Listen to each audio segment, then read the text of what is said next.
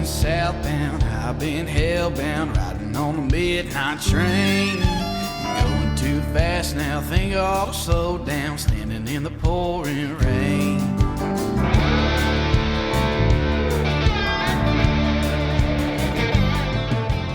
Hey guys, we're back with another episode of the One Hell of a Life Outdoor Podcast. Today we got Jake Boswell, who is one of the main people over there at Kicks Chokes here in Georgia, and we're excited to have him on. Tony and I both shoot Kicks Chokes, and we were just talking off air. We were about to get into an interesting story because I heard Boswell, and I brought up Brian Boswell, the linebacker, but that's besides the point. Thank you for coming on tonight, Jake. yeah, Jake, and Jake, you're one of the owners, right? Yes, sir. I am. It's actually me and my uncle who own Kicks. We're a family business. I'm the third generation. My granddad started it, and I'm trying to keep it going. Yeah. Yeah, right on, man. Well, I mean, I guess with that said, let's just talk about this whole Boswell thing. All right. So we was like, Jake, hold on a minute. We gotta start recording. So Jake, you're getting ready to just talk about that Boswell name. Yeah, so and my uncle told me the story, and it's true, but I don't really know exactly all the details. So I'm just gonna kind of hit the gist of it. Yeah. And if I'm incorrectly, don't be surprised. But it's funny where the Boswells originate from, especially I'm in a business, Yeah. Mm-hmm. But you originate from the gypsies. I always make fun of him. Like, apparently there was a Boswell that was the king of the gypsies. And actually, my uncle traced this guy back, and I'm pretty sure he's related to us, right? The gypsies, pretty much just scam people. I'm like, man, you probably don't need that getting out there. Yeah. But funny story. Oh, that's funny, man. Yeah. Being a business owner, it's like, we don't need the backstory of the gypsies. Those folks over there, Kicks Chokes, are a bunch of gypsies. That's funny. No, but on that, let's go ahead. I'm sorry. No, it's just a funny story, and I always warn people, if I know you're real good and they, come in the shop, and buy something, man, I'm originally a gypsy, so, you gotta watch. Keep an eye on you. Yeah, just keep an eye on me a little bit. No, but when I hear the name Boswell, what I'm thinking is Brian Bosworth. That's what it was. Bosworth, I think. No, is it? I think it is. I think it's Brian Bosworth. Hold up, I gotta look it up. But there's a famous hit of him and 34. What was his name from the Raiders? I thought you just said Bo Jackson. Bo Jackson. I'm sorry. Yeah, him and Bo Jackson. I can't remember one or the other. Son of a gun. It was Bosworth. Okay. Yeah, one of the others. What the hell I'm talking about? Clearly. Well, one of the others said, "I'm gonna, lay you out" or something like that, and they had, because they were considered to be the toughest at the time, and so they clashed at the goal line one time, and I'm pretty sure that Bo ran him over. But Brian Bosworth had a big mohawk and all that kind of stuff. He had a good stage presence, I guess you could say. Oh yeah, well, like as far as me, maybe we are related. I'm about 5'9", 120 pounds soaking wet, so I don't think I'm doing much. Yeah, no kidding. That's funny, man. Well, hey, man, I think we're both real curious to know just some of the backstory of your guys' company. I mean, and about yourself too. I mean, what got you into the outdoors and your family, and just kind of, give us the full story there, man. Very interesting. Yeah, sure, man. So as far as company goes, we kind of come at it from a different background, I would say. So originally back in, 70s, 80s, what my granddad did, he was a machinist. And that goes for all my, my granddad's I got two uncles and my dad. So my granddad had three boys, all machinists, grew up. This is what we're doing. Originally, my granddad machined parts for Westinghouse. And when I say parts, like carburetor needles, little pipe fittings, stuff that it was in such a high quantity order, like you would lose a job over a half of a cent in price. Oh my gosh! Wow! Yeah. So big quantity stuff, and So, originally, started with that and, just running old, Swiss and old screw machines. And my granddad was a avid shooter. He's a master class shooter. He could outshoot you, outshoot me, 7 days out of the week. Wow. And this was back in the low country of South Carolina, which is where I grew up. The big thing back then was running deer dogs. Unfortunately, it's a kind of a dying sport now, but that's what I grew up doing. That's what my dad grew up doing, and it was always messing with guns. Them old cuts compensators and stuff. He just got a design, and started making these choke tubes, and I mean that's pretty much the end of the road. That's what we are. Like as far as me, there's still my other uncle actually runs the machining side of things and just the machine shop. All I do is choke tubes. That is all I do. We got our first CNC machine back in the early to mid 90s, and we started off. We run. We'd sell probably 300 choke tubes a year, and when we really got a name for ourselves was in the turkey world. The World Steel Target Championship, we won back in the late 90s, and that's what put us on the map. So wow. It's grown and grown and grown, and all I do is choke tubes. That's all I do. So it might be a dumb question, but one, what is a CNC machine, and how does it how does that make a choke tube? And then also how much effort goes into making one of these? Well, not too much anymore. It's all a CNC machine is just a computer guided, lathe or mill. Okay. Back in the day, and my dad was one, man. My dad, he could make you a daggum choke tube better on an old, hand lathe or old hand mill. He was the CNC machine. Yeah, he was not. By that point, my dad was doing more of the marketing and kind of getting it off the ground. And but the CNC, as far as effort goes, if you know how to program the thing, and fortunately we do. None of us went to school to do it. My uncle really figured it out. And just that's. Listen up, guys. Waterfowl season will be here before you know it. So book a hunt today. Williamson Outfitters offers exceptional duck hunting along Florida's Forgotten Coast, targeting redheads, bluebills, buffleheads, canvasbacks, and much, much more. Lodging and fishing packages are also available. Mention the One Hell of a Life podcast when booking and get 15% off your next trip. Spots are filling up fast, so call or text Captain Chris at 850-251-8650 or visit floridaducks.com. Like say you do it your whole life, you kind of got an idea. And as far as making a choke tube, if you're just like an employee working at my business, you hit a button. Oh man, don't mess with the settings. Yeah, you can do. You learn to do some simple tool wear offsets and stuff, but it is very simple. As far as you really don't have to work that long to figure it out. If you do something every day, you're gonna get decent at it. Sure.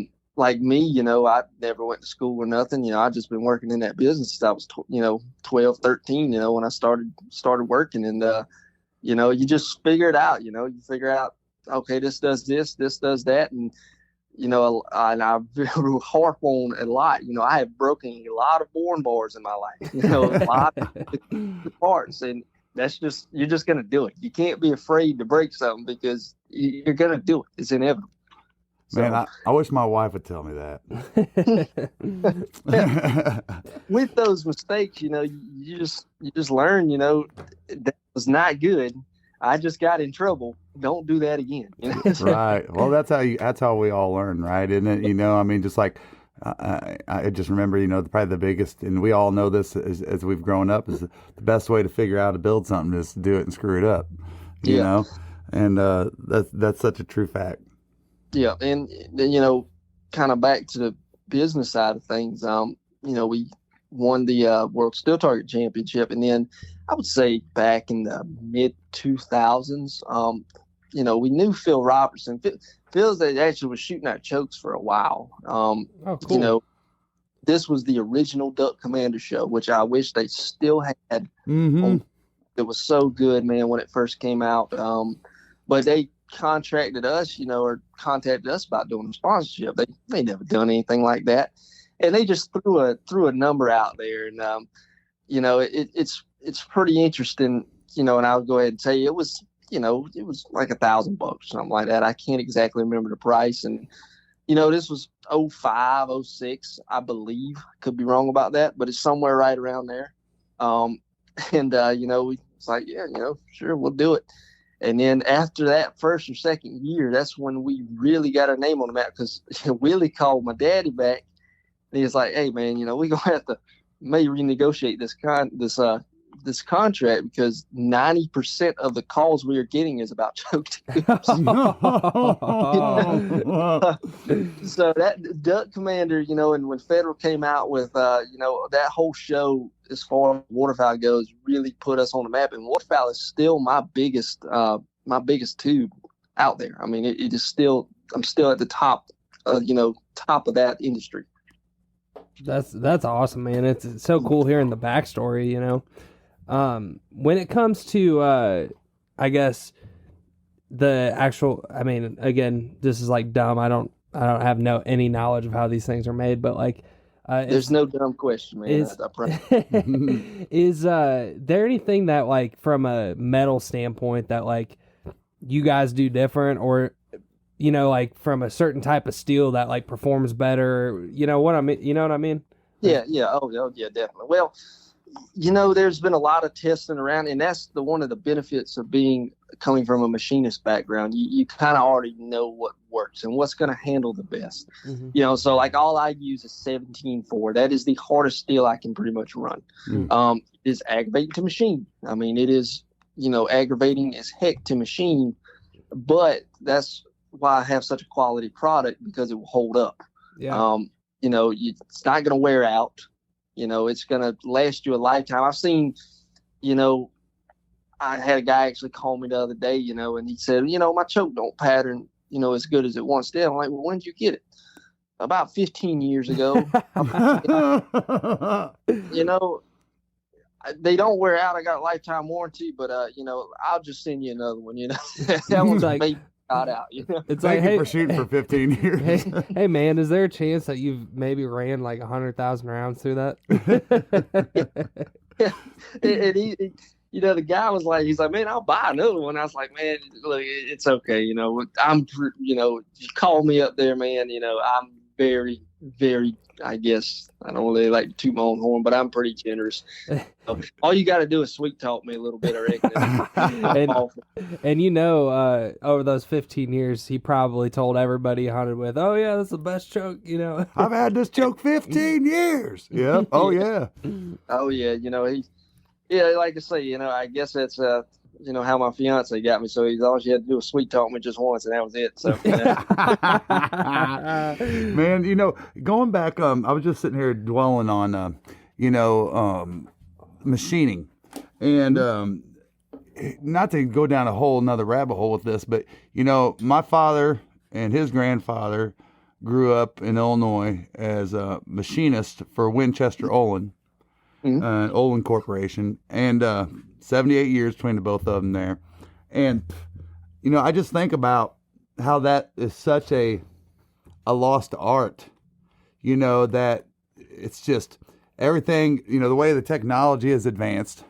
We had these professionals like your father and grandfather and my father and grandfather and all these folks that, worked with their hands, and made incredible things, and so many of those things that I realized when I got older came driven from war initiatives. Many things that do with steel had to do something to do with war, mm-hmm. And I just think back about that, and then I was thinking about how they went to work every day. They're part of the machinist union, and just. I mean, I would be like, hate my life. My dad said, he goes, there's not one day in my entire life that I went to work and said, I love it. He said, yeah. But now we got, the technological advancements of machinery and now the new age of AI.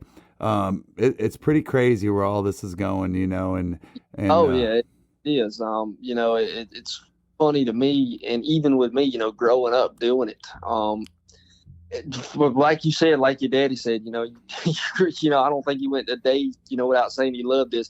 You don't. I mean, as far as machining goes, it is probably one of the most boring jobs you can have. Right. Hate to say that, but because it just is. It's just very repetitive, especially when you're running, like a choke tube. I mean, you're just running the same part every day, But it is, as far as the lost art, I agree 100% on that because, it's even with me doing it my whole life. And, I made a lot of stuff on the lathe. That's one of the benefits of having a machine shop. Yeah.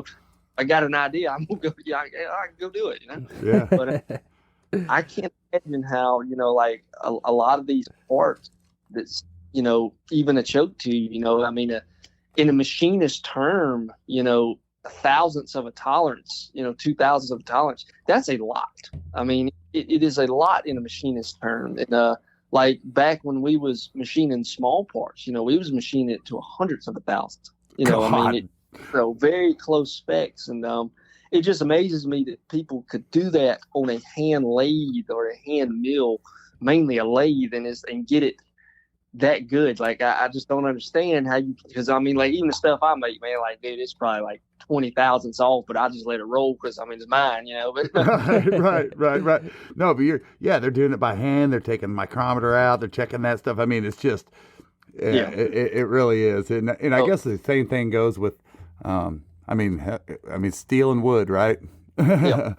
It's just crazy. Like just, as far as my choke tubes, I mean, they're solid, but when I'm in there just trying to make, like, for example, like a baffle on a suppressor, I actually just got, 1 4-in-1 that I made it. That's one of the benefits of having a machine shop. Like even when I was doing that, it's not perfect, but it works. So I just didn't care. But, when you got to make something to that close of a tolerance, it's pretty amazing. You can go back there. Some of them old guys go back there and just do it with their hand. Yeah, that's super impressive. That is, man. And, give everybody just an idea. Like, you guys make a ton of different categories of choke tubes. And so kind of go, like, what are all of the kinds that you guys make? Because I know you do, like, target competition ones and all kinds of stuff. Yeah, so, of course, I make waterfowl chokes. That's my high flyer line. I also make chokes for, buckshot. It's called my buck kicker line. I got a few chokes in there. That's probably my second biggest. Buckshot has, I can't even describe to you how popular buckshot has gotten in the past couple of years. It's amazing. Huh. It's surpassed turkey. It's amazing. It's crazy. But, I got my turkey line, of course, my Goblin Thunder line. I have my smoke line, which is technically my competition line, but, I mean, that's what a lot of guys use to, shoot doves and stuff with, because it's just standard lead mark chokes.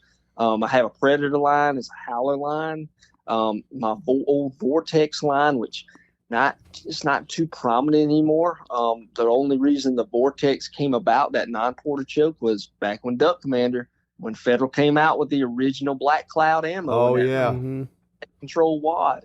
You couldn't shoot it through a porta choke. The slits in that wadding, was getting stuck in the ports, and a lot of guys were having trouble. And I actually remember Daddy coming home. I was, 12, 13 years old, and I remember, him saying at the table that the guy from Federal called him, and he's like, hey, we got this new ammunition out, and with Duck Commander, is there something we can do to, help? Do you want coffee that doesn't suck? Get the Duck. Dirty Duck coffee is made specifically for the waterfowl enthusiast. Enjoy flavors like Morning Wood, Dark Dynasty, Cinnamon Teal Snickerdoodle, and First Flight to unlock the flavor that you'll enjoy in the blind for years to come. Our friends at Dirty Duck Coffee Company are now offering all Zero Duck 30 followers a 15% discount when you use code ZeroDuck15 on your next order. Eliminate this. A lot of guys have problems, and all we didn't do nothing different. It's the same, my high flyer constrictions. All we did was just not put ports in, and he'd send it to them and they performed great. Wow. But yeah, so that's how that one came, to fruition. But still make those, not as many. They're not in high demand as you used to be. And then my new one, it's the Upland Flush. that was the last thing I finished it up. But, you know, my daddy passed away last year and I took over his position. And that was the last thing he was working on. Never dove into that market. You know, it was just, you know, like I say, we just wanted to try it, you know. I mean, it might as well, you know. I mean, I'm pretty high up in the industry and all my other ones. Let's try, you know, upland flush. So yeah, that's all my lines. Well, first of all, man, you know, we definitely send our condolences to you with, you know, your father passing. That's not easy, especially growing up, you know, hunting in the outdoors with your dad. You know, I mean, obviously that's why me and my dad run a podcast together and do all this stuff, because, you know, that's so much of it to us. You know, one thing I wanted to ask is in terms of product changes, you know, and this, you know, could be shame on me because I shoot your choke, but, you know, as new ammo comes out, you mentioned Federal, and I don't know if that's like the suggested ammo you guys say to shoot or whatever, but, as new, you know, there's these new, you know, you got Boss shot shells and you get these new ammo technologies that come out, shell technologies that come out. Is there, how much of that plays into like, oh man, I might tweak something, or, you know, like what's kind of on your mind as far as coming out with different lines, you know, per se, just in the waterfowl industry as things change? It plays a big deal into it. You know, really more with like, you're getting tight, like a turkey choke when restricting it, you know, to the max. You know, it really plays a big deal, even in my buckshot stuff. You know, when you're trying to run a big pep through tightest restriction you can, you know, velocity plays in effect. I mean, I will say one thing about velocity, and what's the word? The best velocity for a choke tube and constriction, I'm gonna say, is between 12 and 1400 FPS. Okay.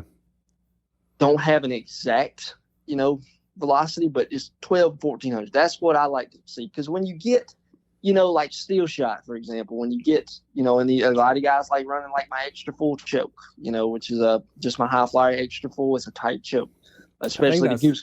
Oh wait, no, I got the full choke, not the extra. Yeah, we're full. shooting the high flyer. Yeah, even the full, you know, and a lot of these, you know, like I'm just gonna bring one up, like the A400, the Optimum AT choke. It is a thin wall choke. I mean, thin wall. You can take that choke tube and I can, you know, flex the end for you with my fingers. They're just thin.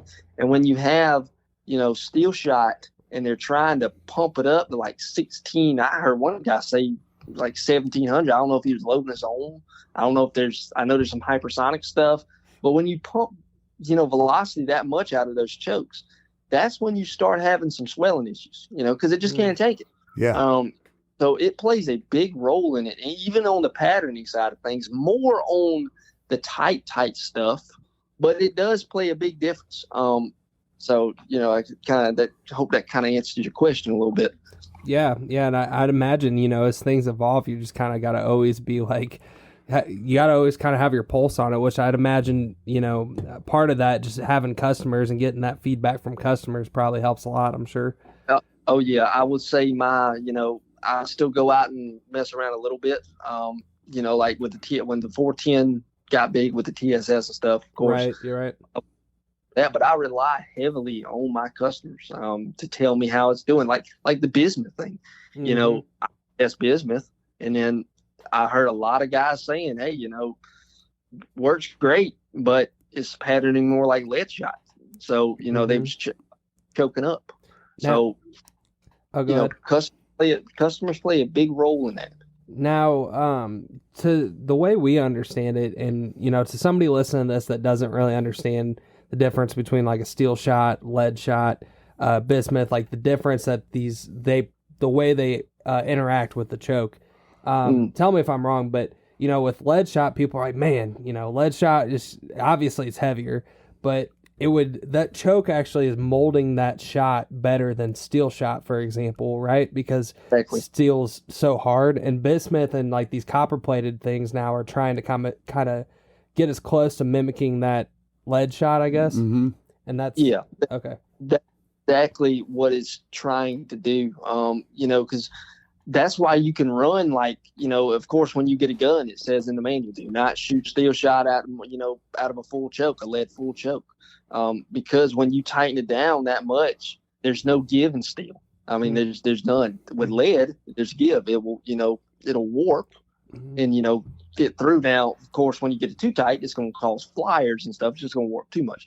But yes, and essentially what bismuth is trying to do is just get closer to, a little bit softer material to get closer to lead. And it's on, very well from what I've heard. I think it's great. But the price of ammunition nowadays, man, it's tough no matter what road you go down. But no, that's, and that's why I like my high flyer line. I'm just going to use that as an example because that's my steel shot labeled choke. When you run steel shot through, like, let's say your stock modified, I'm just going to use a stock choke, for example. There's no give in steel. So it's going to just by science, it's just going to pattern tighten because there's no giving. There's nothing that's causing it to warp or anything. So it's just going to pattern tighten. So that's why, like, on my high flyer line, like when you get a high flyer modified, that is a steel modified, but when running lead through it, it's an improved cylinder. Gotcha. Makes sense. I wanted to, before we got too far away from it, I think we might have talked about this initially on your on our first call that I had with you, Jake. But I do want to say that I am thankful that I did get to talk with your daddy, before he passed away, and he personally, because I'm kind of stupid, to be honest with you, when it comes to like using the internet to like, because I know you guys got like a really cool choke selector that you can use, but I get like, if it takes more than one step, I just go and I'm like, well, and I always heard, and quite honestly, what got us interested in y'all was Dennis and Billy over there, and we're acquaintances of them, and that we just always heard them talking highly about y'all's products, and Billy had your dad on about a year and a half ago or so, and that's what really got me going. You know what, man? I'm like, we're in Georgia. These boys are in Georgia. I'm buying from the state of Georgia. Yeah. And I called up there, and sure enough, your dad picked up the phone, man. I mean, just as big a name as y'all are in the shooting industry. I was just so surprised the family feel that I got. And he helped me as if he was a customer service representative all his life. I mean, he did. He really did. It was so nice, and I didn't feel hurried at all. And we talked a couple things about duck hunting or whatever. It was just, I understand why you guys have the success, and that obviously came from your grandfather. It's passed all the way down to you. So. Oh yeah, and that's a big strive that as far as big as we are in the industry, man. I have a small shop. Very small. As far as people in the office, it's me and another girl answering the phone. That's it. I got really 3 girls in that office. Or excuse me, 2 girls. My mama comes in and helps me a little bit, which is good. But mainly 2 girls in there and me. And as far as every choke tube you see on a shelf in a box store, every choke tube you see out there, me or my uncle has had our hands on every one. Wow, that's incredible, man. Yep. Especially because just to think, like I'm pretty sure I got mine from Bass Pro, so it's yeah. I mean, it's just crazy. Well, we bought our turkey, we bought the turkey ones from Bass Pro. Oh, is that what it was? Yeah, because we waited till the last second. Oh, okay. Yeah, and we basically went there and we just bought them right off the shelf because we already knew we shot them with our guns, Yeah. No, but continuing a little bit on that, there's I don't know really who else does it. I'm sure there's a lot of little business who does it, but I mean, this is not a gloating thing, but I'm very proud to say we are very big in the industry, and one of the best in the world. Right. It's nice that you can call up there, there being 2 people, and I'm a talker, if y'all can't tell. Just like my daddy was, man. Yep. I was actually on the phone with a guy for an hour the other day. Hey, that's a business meeting. But you call up there, you're talking, you always want to be the man until you are the man, and then you don't want to be the man no more. But you call up there, you talk to me, you're talking to the man. Yeah. So yeah. That's right. Man, that's freaking cool. So, whoops, I just totally lost my track of thought here. But, so one of the things that I think is so important that waterfowlers that we're so bad about is taking care of our stuff. All right. It's just like, you got one side of the fence that says, I don't ever clean my gun. And they're like, if you clean your gun, it'll shoot like crap. You know, and to me, being an OCD military guy, I'm just like, all right. Clean the gun all the time. You clean the gun after every hunt. And I mean, that's the way I was taught. And the guy that got me into it was a Marine. So, you know, you love your gun as a Marine, you know. And so that's just the way I got taught. But honestly, I've talked to people that have shot competitive that have been coached not to clean their gun or the barrel of their gun. You know, once you're in a competition, because those, I mean, I don't know. I'm not smart enough to understand how that makes a difference or don't. But what's your take on that? And I guess the take on that, but then also what do you recommend to get the most longevity and performance out of your choke tubes? If you're looking for, and answer that last question just right off the bat, clean your stuff. Yeah. It's a no-brainer. Mm-hmm. Now, I'm the biggest hypocrite in the world because, man, I don't think I've ever cleaned one of my guns. The only time I've cleaned one of my guns is when last time I was in Arkansas. As a matter of fact, I dropped I had, old Beretta A300, which is it was the NWTF edition that, my dad got, and I kind of stole it from him when I was young. You know how it is. Yep. But I dropped it in the mud and it wouldn't cycle. So, I kind of had to, squirt a little bit of oil in there so it would work. but as far as longevity and, keeping up with your stuff, you need to clean your stuff, man. You would, especially if you grew up, where I grew up, I hunted the intercoastal waterway. I hunted saltwater. Oh, yeah. And I get calls all the time, my choke tube stuck. And I'm like, well, where'd you have it? In the salt water. I'm like, man, 17.4 steel does not rust. But why you get stuck choke tubes is that barrel is rusting around that choke tube. Yes. Then again, 17.4 doesn't rust. But you give it, you keep it in the harsh enough conditions for a good amount of time, it's going to start rusting. There's just nothing you can do anything with. Clean stuff. I love it when customers call me and say, hey man, I take this thing out and clean it every hunt. And I'm like, man, thank you. Cause that's going to decrease any problems in the future. Yeah. Yeah. Well, I was watching Billy, and Dennis, they were doing a patterning. They were patterning different shells and they were using y'all's choke tubes.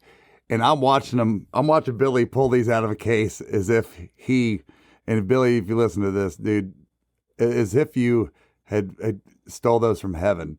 And then I'm not kidding. Like, it was like, oh, he opens up this case. He's got his high flyer, full high flyer, extra full, and just pulls them out of the case. I'm like, look how pretty those things are. And it just made me think about, well, you need to take care of these things, I will say one thing is, man, Billy is one of the, Dennis, he came down here and turkey hunted with me. He was starting a little turkey show, and he came down here and turkey hunted with me 2 years ago. And nice. That's my thing, man. Look, I've been a diehard turkey hunter. I killed my first one at 9 years old, and that's all I do. That's all I care about doing is turkeys. It's like a Georgia rite of passage if you're born and raised here, isn't it? That's right. But Billy, it's funny. I'm gonna pick on Billy a little bit because I love Billy to death. But if Billy can take care of his stuff, anybody can.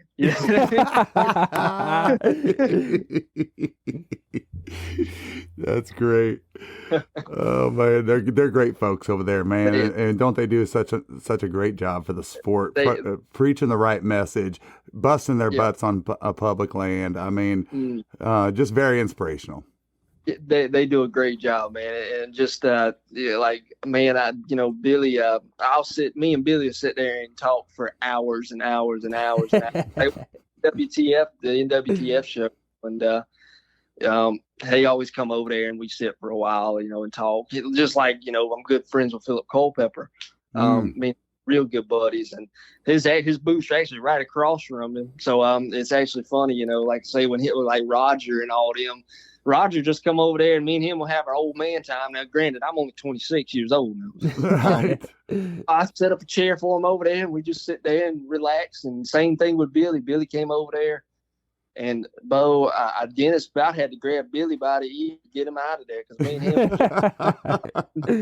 him, it's just like, it's so funny in the industry I'm in, and I know these guys like Philip. I looked up to Philip when I was a kid, and he's one of my good friends, and I'm proud to say that, because he's really taking care of me, and calls me almost every other day, just wanting to chat. We're good friends, and you look up to these people and you talk to them for so long, like Billy and them. I never met Billy and them, but we had, each other so well, by the time you meet each other. That's one of the great things about this industry. And everybody's kind of even if it's a business relationship now, business relationships, I'm just going to be honest with you, suck sometimes. Yep.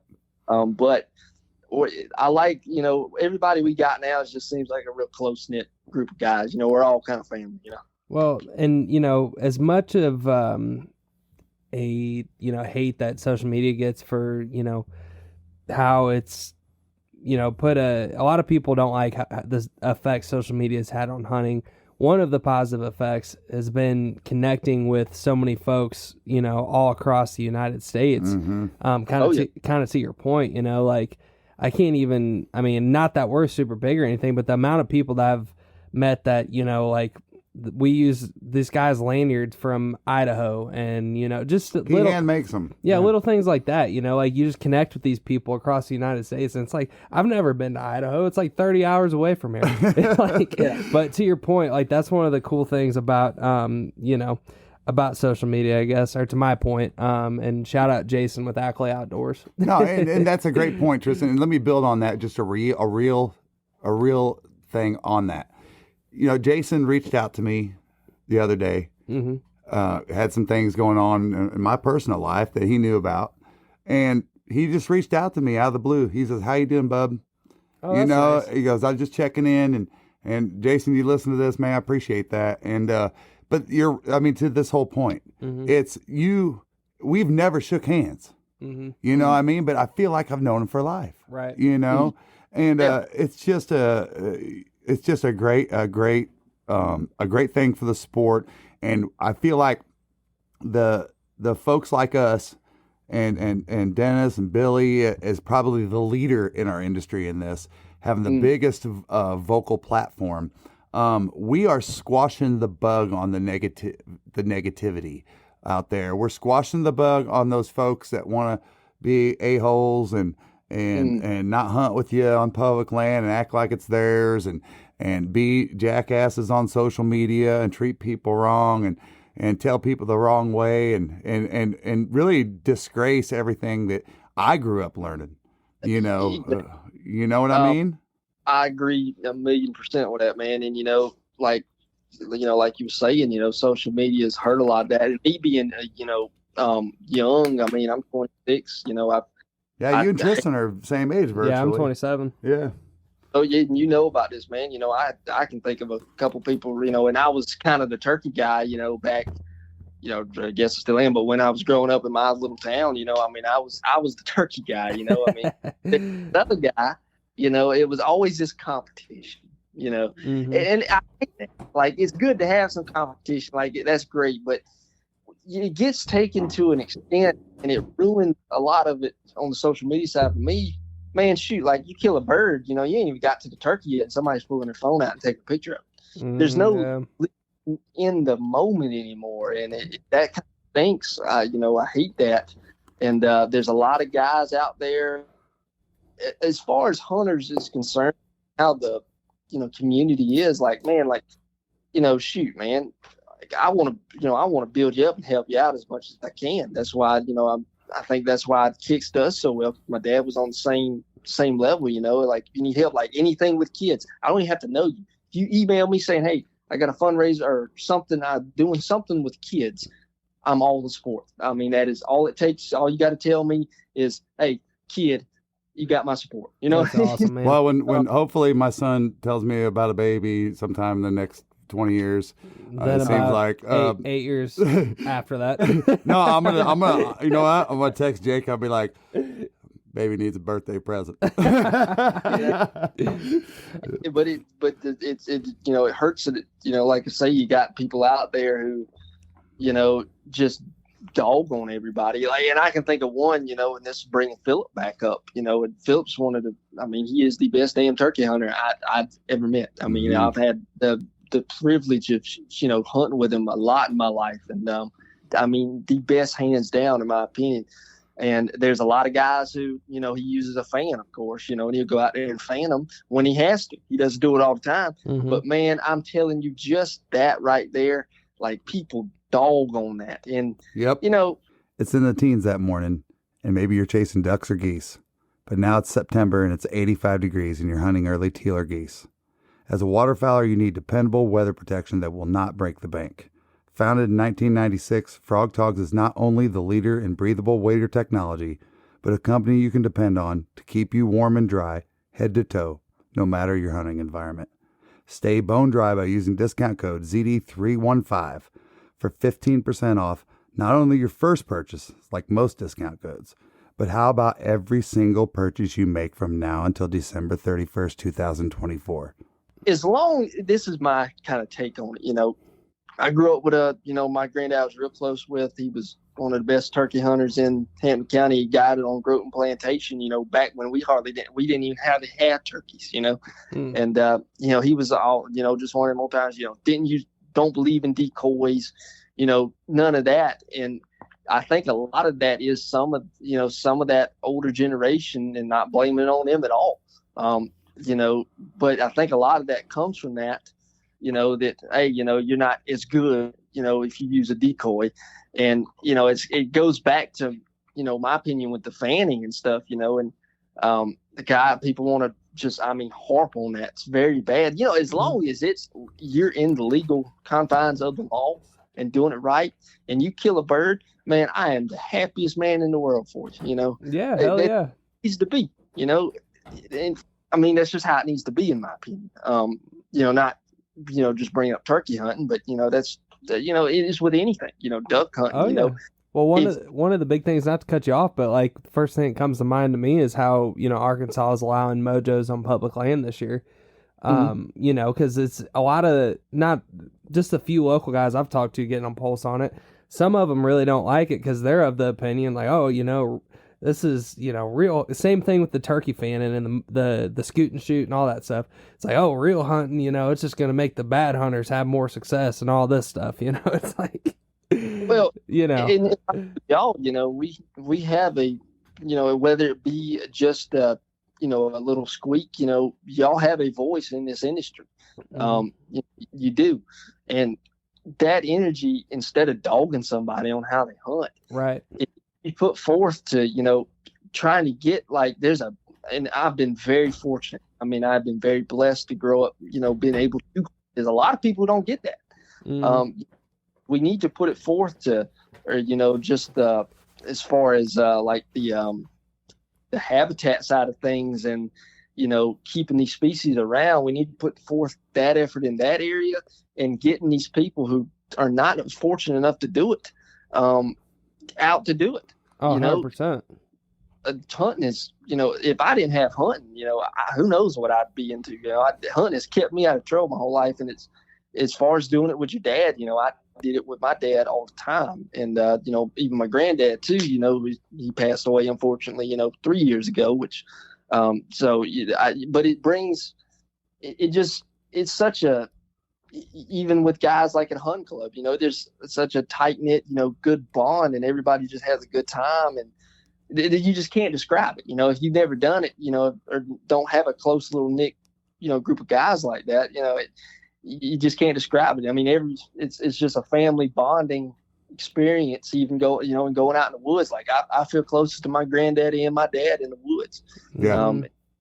So I mean, I wish that energy was more put out to getting people involved, like these kids, man. And kids, I've said that a bunch, kids just make, I got a soft heart, I love kids, and there's a lot of unfortunate kids out there who have, are bad off, and getting these kids out and doing it and getting to where they, know something other than a phone screen or a TV screen or something, it's just real good, and I feel like that energy needs to be put forth to bringing people up instead of bringing people down. Oh, 100%. And I think, one thing that I kind of wanted to touch on from way earlier in the podcast is, you mentioned growing up, running dogs in South Carolina and doing that whole deal. And, for the way I've always looked at hunting is like, even though, so I grew, we grew up in Illinois. My dad got me into bow hunting deer there and on public land. And, there's no baiting, no nothing. Like, you really are just kind of trafficking deer, I mean, unless you can find a water. You're busting your ass for deer is what you're doing. Yeah, and so that like was the frame I came from. So like I try to like, no matter where people do different things, like, that's just the way they do them. But my whole point about that is like, I'm sure from the way you described it, like when I think about those early times, like that's like the most like core memories to me of my like hunting life is just, I love that. I love when we get to go back up there. And I guess to my point, like, or to your point, about building those memories and stuff like that and getting these unfortunate kids out, like you have those core memories with you for life, and just looking back on those things, man, they're special, Well, and one thing that I wanted to talk about is that you hit the nail on the head. I haven't been around.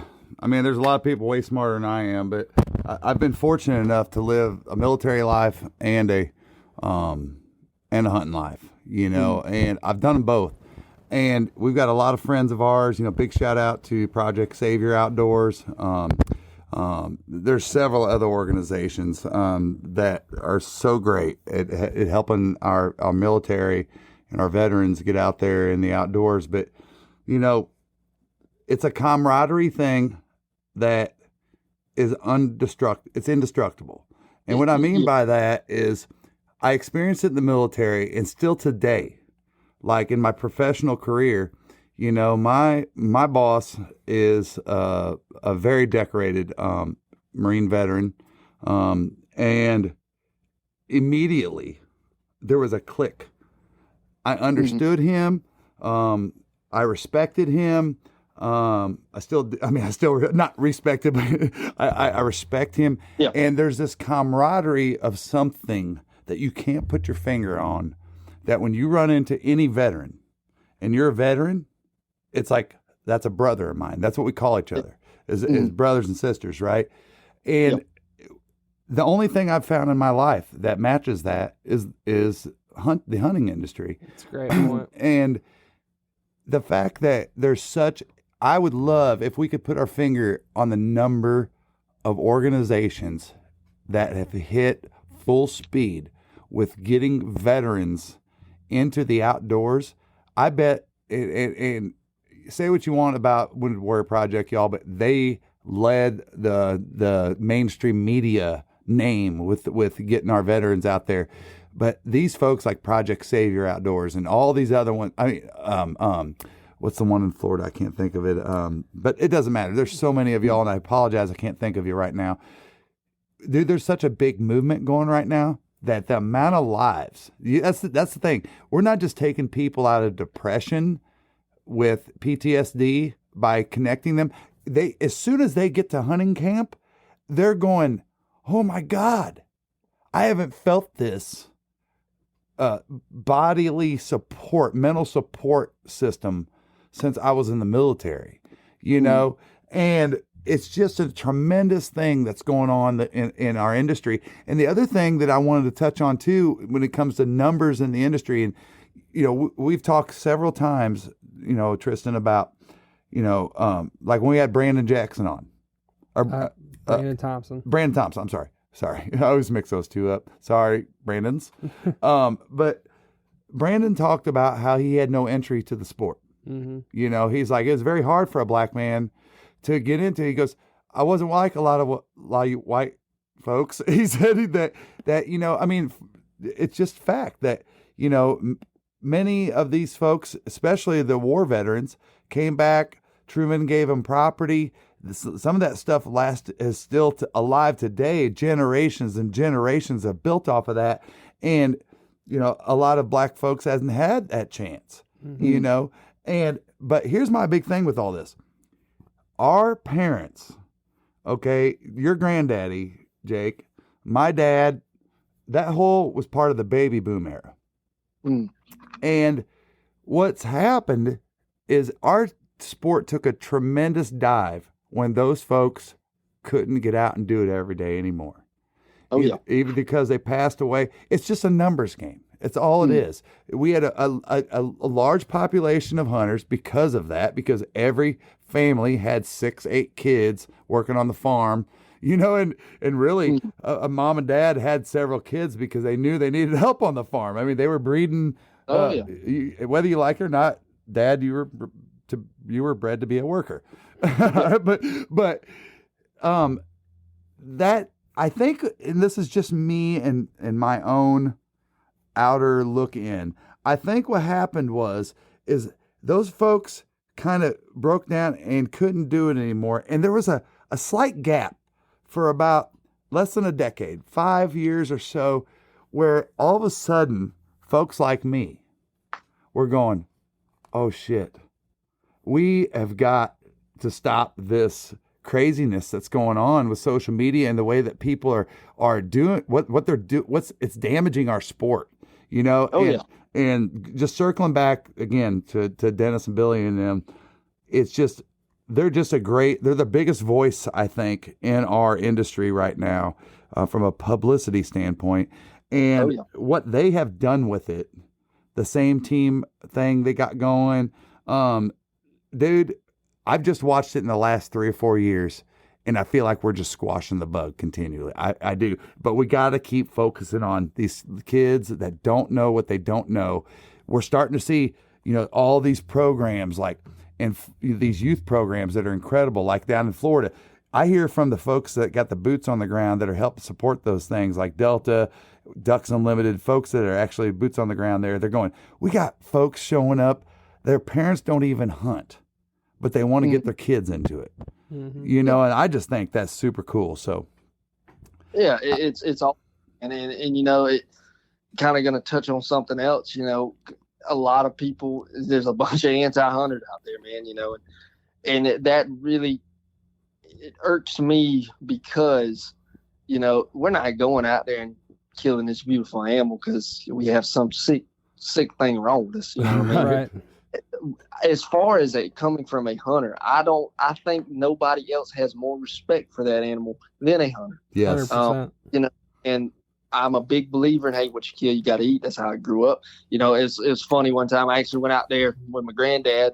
I was young, little, and I shot like a darn little bluebird or something. Well, guess what I had? You had to eat it. You know, so that kind of broke me from, you know, doing that.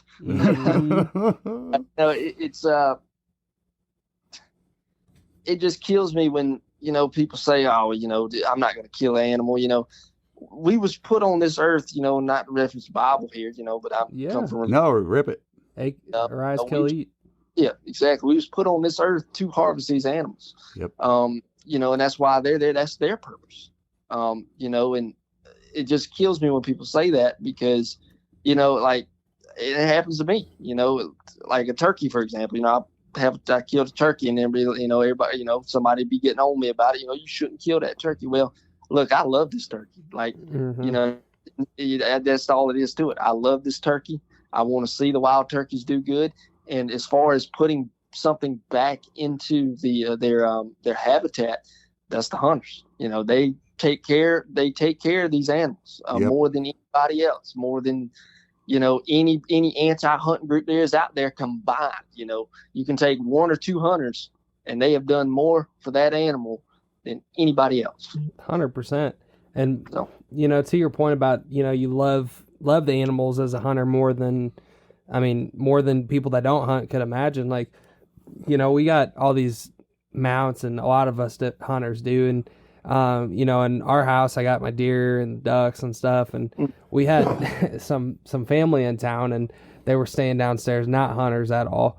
And they thought it was kind of funny, but also are like, oh, that's kind of weird, but my whole point, to your point, that I told them, like, is like, yeah, I can get your point. It's like kind of weird that I got like stuff on the wall, but like at the same time, it's like the only reason I do that is because like I did take its life, and I do love. It's a beautiful animal, so it's like that's why I can look at it and have a memory for the rest of my life. So like, just I don't think they get that side of it, You had made an investment to keep that creature alive in the face of anybody that's in your family for as long as it lasts. Right. And that's what I enjoy. It's a great way to say it. Yeah. I mean, I'm sitting here looking right now at my very first 8-pointer, and he's probably symmetrically perfect. Not a thing wrong with him. And 11 years old, I shot that with my bow, and he's right there on my wall today. And he's not looking very pretty. Yeah, imagine if you just had a picture, you couldn't. Yeah, I'm sitting here 42 years later going, dude, I remember the steps he took.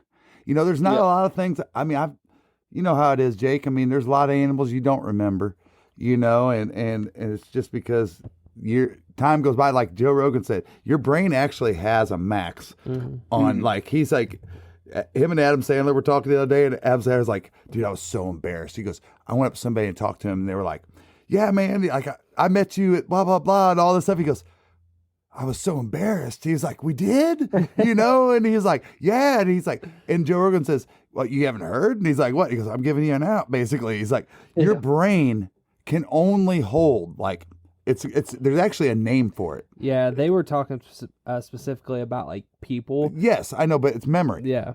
So same thing with, think about the times that we've had. To me, that would be even more significant than somebody I just met. Hey, Bob, how you doing? That kind of thing. But if we don't have these mounts, then then all she got. I mean, thank God we have the advancements in technology that we have now today. I mean, like Polaroids, we've lost them. VHSs get old. All that stuff and we were lucky back then to even for that to happen. But I wanted to circle back on something you were talking about, Jake, and I remember the big controversy with the fans and the turkey thing came out. And I was reading all these posts about it. And all I could think about, man, was I remember sitting there with my old timer bow hunter. I call him, he was my stepdad. And he hunted with Fred Bear. I mean, this guy was a legend, started bow hunting in the 50s. And he was sitting there, and these young guys were hunting with us. And they walked in and said, bah, bah, bah. And he said, what in the hell is that? And he said, that's called a deer grunt call.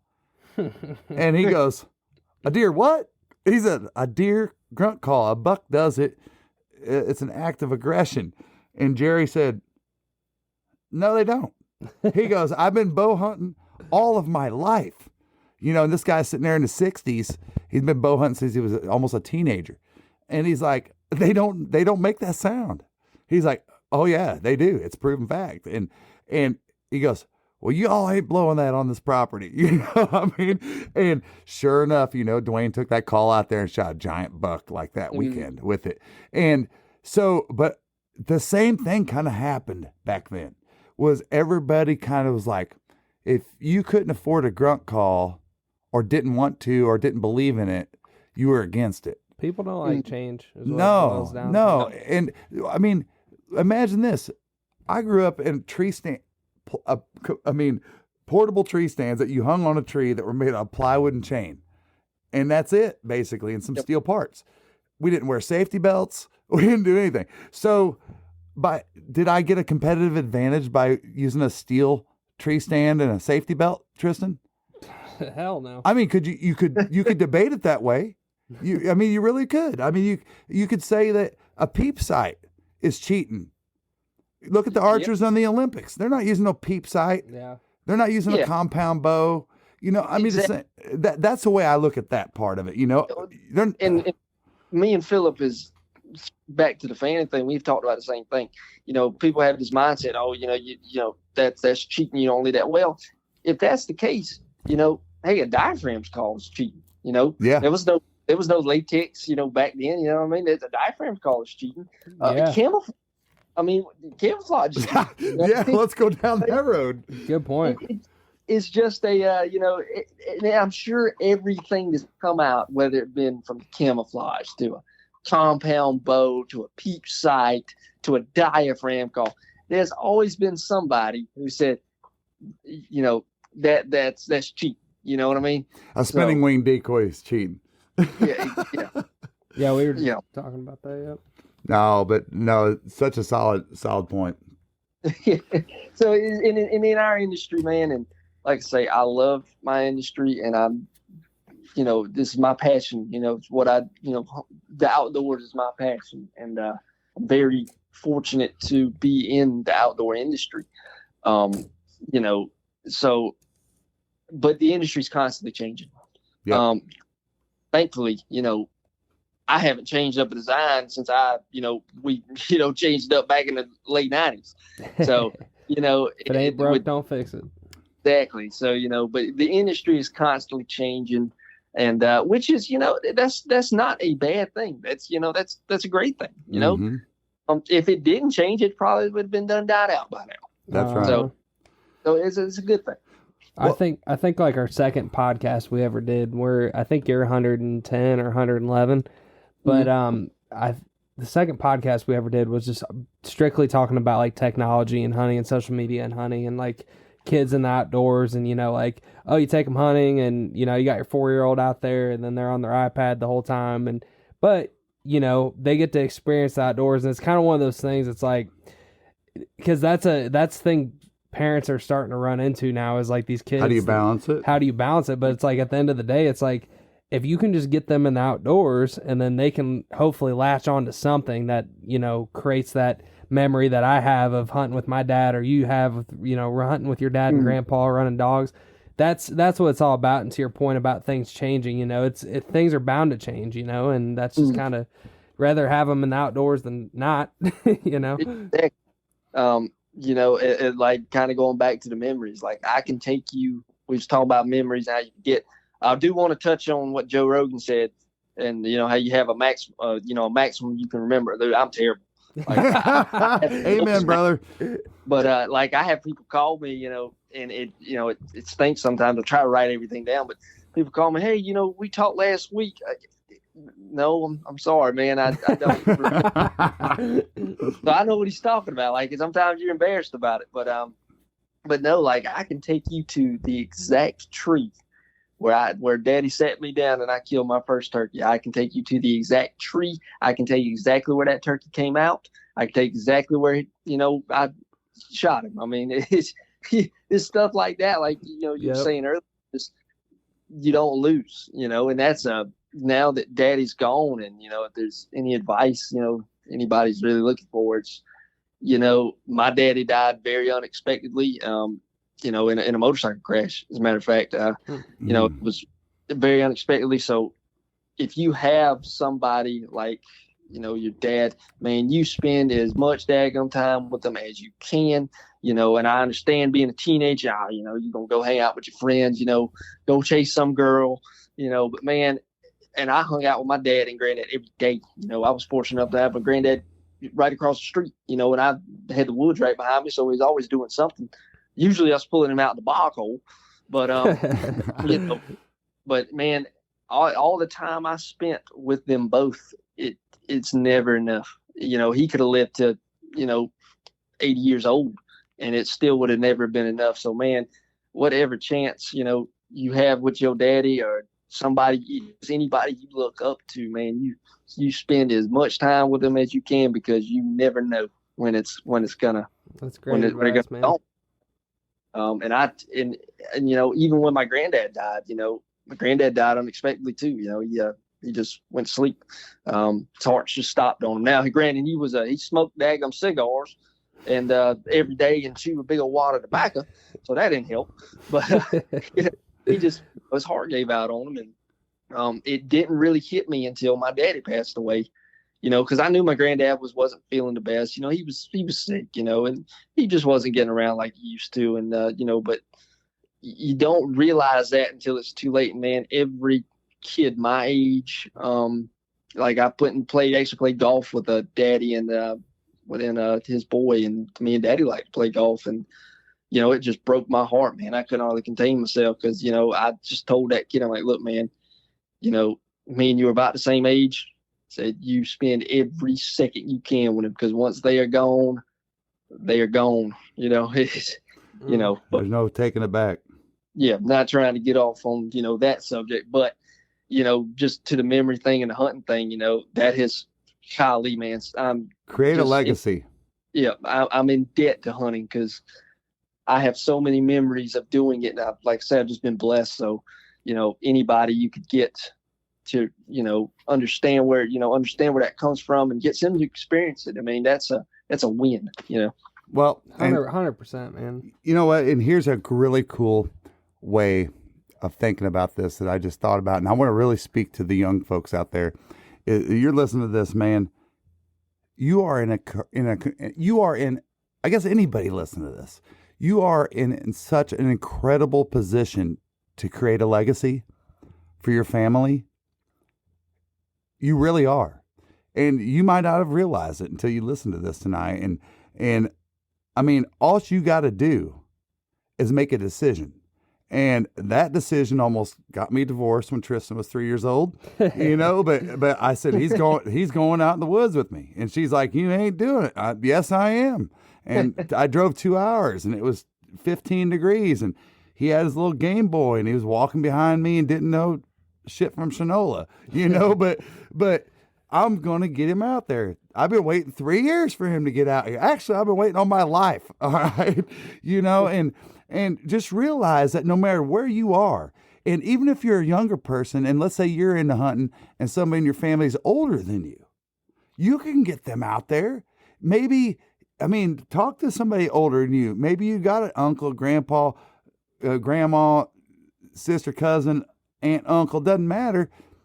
If you love it, they love you. And they might want to go experience why you love it so much, just like Kade talked about with you, Tristan. Right. And that Kade's my wife, and she got out, duck hunting with us 2 years ago. And she's enjoyed, she just wanted to go see why I love it so much. And then, there's a part of her now that she enjoys it for her own reasons. But I think you bring up such a good point, Dad, because, you talk about like in today's climate, and hunting numbers going down, that could just be from boomers or whatever, but the fact of the matter is that less people are hunting than there were 20 years ago. And I think, personally, like one of my main reasons, I don't have kids yet, but one of the main reasons selfishly that I want to have kids is because I want that experience of like teaching somebody in the outdoors and like, passing it along, because it's like, man, what a privilege we have. Back to Brandon Thompson's point, it's not just because he's a black man. It's just a lot of people, like several of my friends that you've helped get into the outdoors. Think about inner city kids. Yeah. Oh, yeah. That's a whole nother ballgame. Exactly. Yeah. And it's like, just people that didn't, for whatever reason, have somebody like we've been so fortunate, Jake, to show us, how to do these things. And I think it's just a waste to not, to let it go by, us as 26, 27-year-olds, which I know we're going to do. But hopefully people listening to this and, just let your knowledge base go by. It can't happen. You got to get other people into the outdoors. It's because once it's gone, if I never taught another person how to hunt or do something the rest of my life, like think about all that knowledge I could have passed on. Not that I'm saying I know a lot, but you know what I mean? Well, and just before we leave off on this point about, and we're going to use Kade as the example again, because we talked about it, is that you got to y'all understand that not everybody runs at the same pace you do. Mm-hmm. And Kade talked about that is that, be able to have some patience to let people absorb it in their own way, and I've compared it to, I hate to, but as God says, everybody's got a different sanctification process, right? Mm-hmm. We all come to God in a different way, and sometimes like for me, when I was younger, God had hit me in the head a bunch of times with a club, you know, and for some people, it just took him going, better not do that. And the rest of their life, they're like, praise the Lord. All right. But understand that everybody is not built the same as you, and they might absorb it a little bit different. But it's your job as the leader of that is to kind of like help have that patience and that entryway of, you know, don't shove it down their throat. If it starts off with just like Tristan, like, you know, took Kade out there and said, hey, let's just see what you think about it, you know, and let them. In the outdoors, every detail counts. See sharper, aim clearer. From the river's edge to the heart of the flooded timber, Hook and Bullet has your vision covered. Hook and Bullet's purpose-built optics are flawlessly crafted to give you an edge regardless of your outdoor pursuit. Use code ZeroDuck30 for 15% off a pair of Hook and Bullet sunglasses today. Build the love from that, because it might not be the killing at all that they love. It's just the hunting camp or something, you know? Oh yeah. Yeah, you know, it's the same thing with my fiance, you know, and I'll make it short, you know, she's been, you know, we've been together for 6 years now, and you know, she of course, I think one of the first dates I started dating her back in September 29th, actually. September 30th. We're actually getting married September 29th of this year. So, Congrats, man. Congrats. That's awesome. So, you know, y'all say a prayer for me. Yeah. Or whichever one y'all want. No, I'll say a prayer for her. No, I'm just kidding. But, you know, I started dating her then, and, you know, I had her, you know, one of the first, you know, I guess memories we made together for opening day of Carolina turkey season. I was like, hey, you know, you gonna learn how to turkey hunt, you know, and went out there and blistered one. I tried to talk her into shooting him, but, you know, she didn't want to. But now I'm telling you, she is 6 years of doing it. She, I'm not, you know, griping on her one bit. She's been the hardest person. You know, I've called in a lot of turkeys for people, man. And she probably is the toughest, because I can think of about 15, 16 right off the bat that she's scared away, you know, not harping on her, but just happy. And she finally killed one in her first one this year. And I'm telling you what, I think she's got more of a drive than me now to do it. You know, like she was, you know, she just getting mad at him, you know, and I thought he done got mad at him. I was like, man, I love it. He's a monster, you know. That's amazing. I love it. Well, Tristan, I mean, while we're talking about the women, I mean, isn't that what first highlighted Kade about hunting? She told you, I want to kill turkey. Yeah, she that's her actually, like, you know, biggest thing she wants to do is kill a turkey. She never has. And the first thing that was the easiest for us, most accessible thing for us to take her to do is duck hunting. You know, and she that was communal, and right. And deer hunting, like, she's like, I only want to kill a buck. Like, I don't want to shoot a doe because they're like cute and, you know, whatever. They're with their family, which you know might happen one day. But she's got a motivation for turkey hunting, dude. Like, we spent, you know, and we're not like avid turkey hunters. Didn't grow up turkey hunting, nothing like that. But we spent like 3 weekends doing it this past spring, and I recorded all of it. And, you know, we went to Alabama. We tried here in Georgia on private land in Alabama, some public land here in Georgia, and some private land here in Georgia, and struck out. But we got a good game plan for this next spring. But I'm recording all of it to, you know, kind of tell the whole story and hopefully make a YouTube video at some point of like the ups and downs, and then finally, you know, working out. No, but she's just got, I think God, I mean, I don't know what it is. I don't even know. I mean, can you put your finger on it? Dude, she's just got like a vendetta against turkey for some reason. She wants to just eat them. I think it's the biggest thing. She likes eating them for Thanksgiving. So that's she's great. like, I like the way they taste. You know, I will, you know, that is probably the best, you know, besides, you know, of course, all I do mainly all year is call. You know, I call for people, and I, you know, killed actually 15 turkeys last year, which was a great, you know, I got 3 people their first birds, you know, so I'm that's what I love. That's the aspect I love about doing the calling. I could care less about shooting one. I've killed so many, you know. I'll still go out there and kill my limit, you know, but, you know, that's about it for me, you know. But it's getting everybody else one first, and that's I think the mindset you need to have with anything in the hunt industry is, you know, hey, let's, like with the kids I was, you know, saying earlier, you know, let's you know, let's get a kid out there. But I filmed Hannah's actually this year, and really? Yeah, Phillips actually used it on. He did a Waypoint interview with me. It was premiering on Outdoor America actually here anytime. It'll be on Phillips stuff next year, but did an interview with me and kind of about my life in the turkey woods and kind of exactly what we're doing right now. And I actually filmed Hannah's, when she killed hers, and they actually put it on there. That's So awesome, man. I'm stoked about that. They put her turkey on there, and like I say it. So, but if you don't have it figured out next spring, man, y'all are way out that far. You're more than welcome to come down here. I got this is all I do, man. So I can, put you on a bird. You call one in for it, but if you need a place to go, you just let me know. Oh, I mean, I appreciate that so much. Seriously, that means a lot, and definitely. We got so our buddy runs an outfitter business and for duck hunting in Northeast Arkansas, but he if he never killed another day in his life or another duck in his life, he'd be okay because he's like you. He loves the turkey hunt, Yeah. And he's like, man, because he came out here to Georgia last year, and he's like, you know what? He's like, screw this. He's like, I got some land. My mom's land in Missouri. Katie's coming out there at opening day, and we're killing her turkey. So if we strike out a bunch and it's getting late in the season or whatever, we'll be giving you a call. Yeah, man, anytime. Well, bro, I'll book an appointment with you right now. An appointment.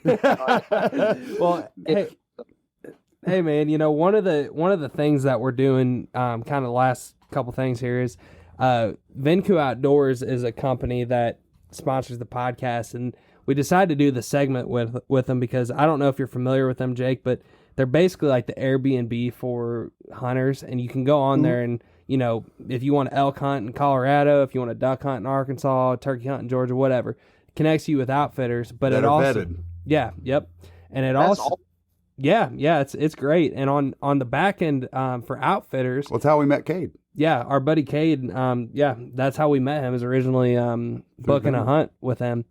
But on the back end for outfitters, it also provides like calendar management, like payment, Website build, website management. all that. They basically take off. They want you to be able to go guide. Yep, exactly. Go be the guide.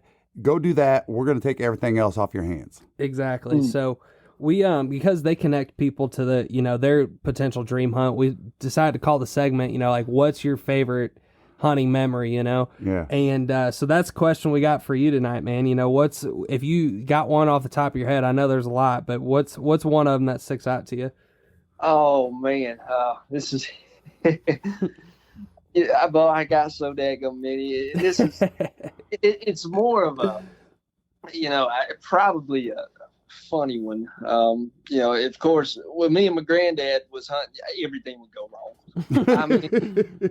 Look, we hunted for years, together, and actually he passed away in 2020, and that was my last year of college, and it was COVID that year, so I didn't have to go to class, which I didn't go to class anyway during the spring, so we hunted every single day, and that was such a great year to leave off on because he pretty much taught me, he taught me everything I knew. But man, it was. This is not a story, but it's one of my favorite stories.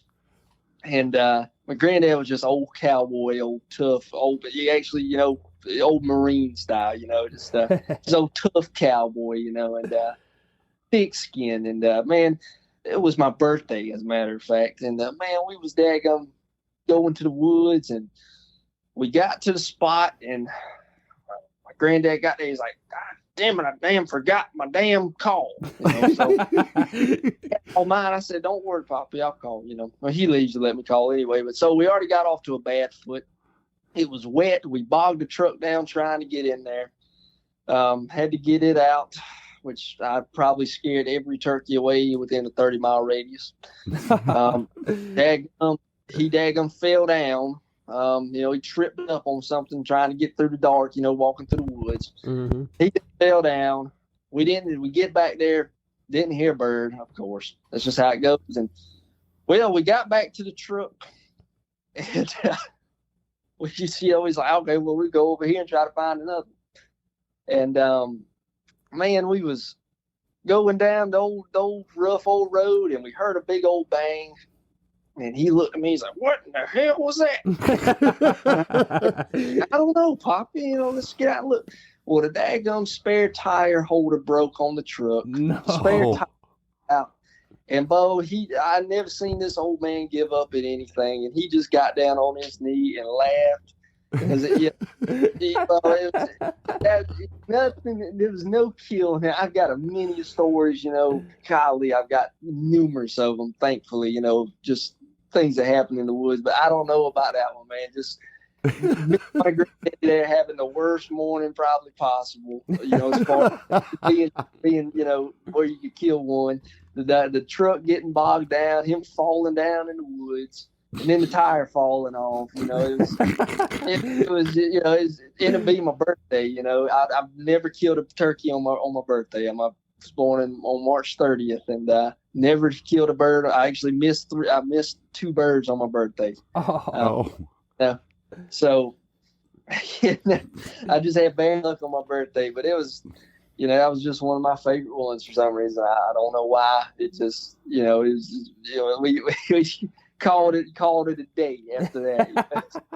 Well, Jake, I just want you to know that I'm the first person praying for you for next year. All right, my birthday's on the 25th, and on the 25th, I'm going to say, Lord, please let Jake smoke his ass in 5 more days. I've killed him on the 29th and the 31st, but I've never killed one on my birthday. But, well, I'm going to believe that that's going to happen for you. Oh yeah, but, I think.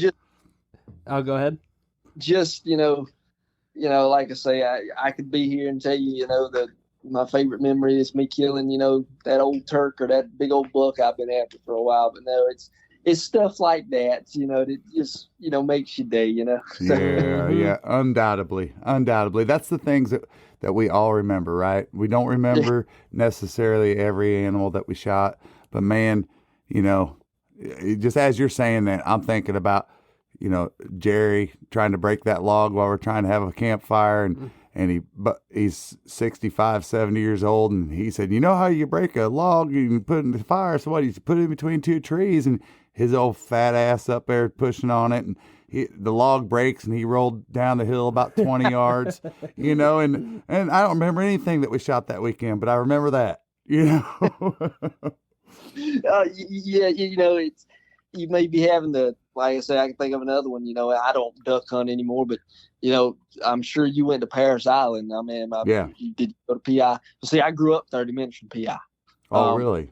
That's where I grew up, right out of Beaufort. And, me, it was one of them other mornings, I don't really duck hunt anymore. Unfortunately, I don't get out and do it that much anymore. I just don't have the drive to get up at, 1, 2 o'clock in the morning or spend the night out there like we used to do when we was kids, but,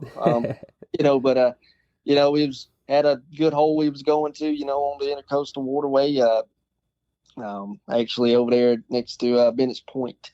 And, man, we was heading to Bennett's Point. The darn tire blew out on the trailer.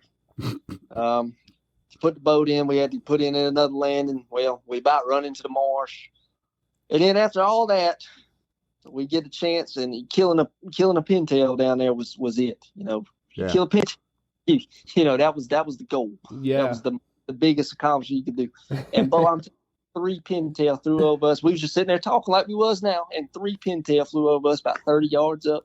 I just heard whistling. I looked up, and there went three Drake pintail over us, and got all quiet. Me and my buddy both knew what we did, and about a minute later, my buddy was like, "Jake, was that what I think it was?" I said, yeah, I don't think we said a word after that. Oh man, that's I just did a YouTube short the other day of Drew, our buddy. We were hunting down in Florida and on public land, and he had a parasite in his eye, but we had a GoPro on his head, and these ringers came, like they almost hit him in the face. And he says, "I didn't see him coming." And I'm like, "Bro, your camera is the best part about it is like you can hear us in the audio. We're like, Drew, Drew. Drew. They just go right by him. He's like, what? I never saw. He's like, what he says in the video that's great is he's such a liar. He's like, oh my, I wasn't looking the right way. Dude, how weren't you looking the right way when the camera shows them coming right across your bill of your hat? So funny. But in all due respect, the ringer can hit about Mach speed when they need to. Oh yeah. Man, we've had a pleasure having you on tonight. I mean, this is Tristan and I have so many great podcasts and if you listen to this and you've been on our podcast, thank you so much. But y'all, and Jake, you're included now, is that it humbles us to death that we get off these podcasts and we get off the air and we're just like, man, that's one of the best podcasts we've ever had. And you all have had us just humble us to death with giving us some of the best opportunities to grow relationships and learn about y'all and your companies and whatever you do. And we're super thankful that you took time out tonight because I know you're busy. Man, as a guy, oh yeah, I'm busy, but we could all make time for something. Like I say, I'm very, humbled and, thank y'all for asking me to do this. Like I say, man, it is, I'm like I say, and I know we didn't, we talked a little bit about, which I think I told you originally on the phone. Yeah, we'll probably talk a little bit about the company, but we probably just going to be laughing the whole rest of the time. Yeah, no, it's an incredible podcast, man. And I'm very thankful, and like I say, man, and just to have, just to be able to do it, have the opportunity. So, I mean, I thank you. Yeah, Thank you, man. Now just kind of tell everybody it's pretty simple, but tell everybody where we can get a hold of y'all, find y'all, and how do we get a Kicks Choke? Man, all you got to do is either go on my website at kicksindustries.com, put in your gun. I'd like to say my website's pretty simple as far as putting in your gun type. It'll bring you up to the exact choke you're looking for. If you're confused about something, you give me a call. It's my number, and I will answer any question. We can sit there and talk about hunting, for goodness sakes, because that's what normally I do. We can talk about anything, and any questions you have for me and anything I can help anybody with, you just give me a call or shoot me an email, and I'd be happy to help you. Well, Jake, we appreciate it, man. And, at some point, me and Tristan would love to come down there and visit with y'all. And if you don't have anything proprietary, we'd love to maybe even talk about videoing a piece, of what y'all do there and maybe do a little bit of an insider piece. And we're Georgia boys here, and we'd love to come down and do something like that if you're interested. Cool. Anytime. Anytime you want to do that, I'm more than open to it, even if it's a weekend. You just let me know. Like I say, as far as y'all, I'm 3 hours from Atlanta, so I'm not too far. Yep. So anytime, man, you just come on down and shoot me a text, give me a call. Yes, sir. Sounds great, man. Thank you so much for your time. Yes, sir. Thank y'all. Have a good night. You too, buddy. Bye-bye.